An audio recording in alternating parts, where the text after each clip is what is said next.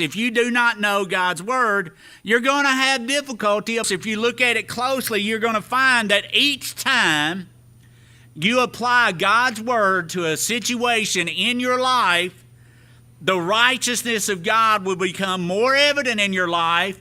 And Paul says in Romans, you are going from faith to faith, right? What that means is you have the faith to act on what God says in one situation.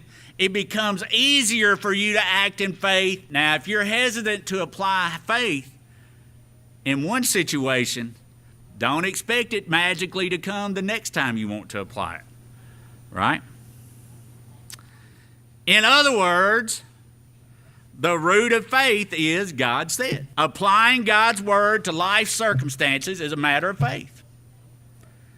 And God has given you all the faith you need to delete "I can't" from your vocabulary. Romans 12:3 says, "For I say, through the grace given to me, to everyone who is among you, not to think of himself more highly than he ought to think, but to think soberly, as God has dealt to each one a measure of faith." Every one of us start with a certain level of faith, and that's because God gives it to us, right?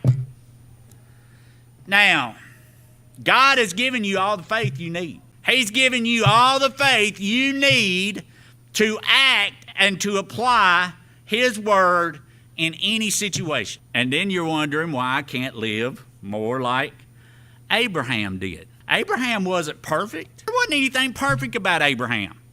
He peddled his wife off twice as his sister, right?